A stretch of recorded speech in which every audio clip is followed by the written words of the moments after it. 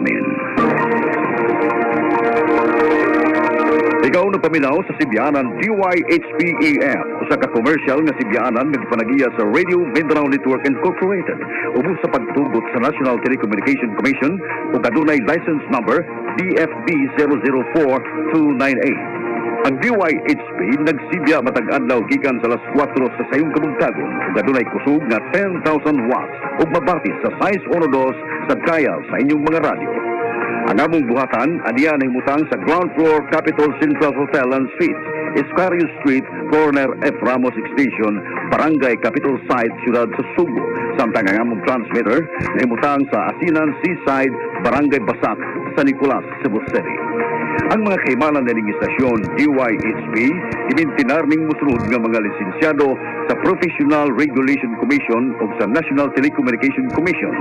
Chief Technician Robel Buisel, First Class Telephone Operator Rolando Polistico, Nestor Tomicelio, Jesus Menia o Jerome Yap.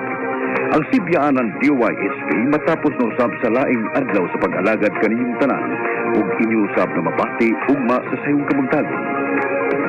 Manghigala, aniya ang atong nasudnong awit. Mga kababayan, ang pambansang awit ng Pilipinas. Ayang mag-ibig, pinagpagkilamanan, alam ng puso, sa dinig mo'y buhay. Upang hinirang, kuya ka ng mag-ibig, tamang tulungin, pinagpagkilin, magagatang tulong, sabi mo yan, kailangan ikaw araw, ay ginatang tularaw, isang pagkaya minamahal, ang matawag mo'y tagumpay na nag-ibig, ang ituwin at araw niya, kailan pa may mag-ibig.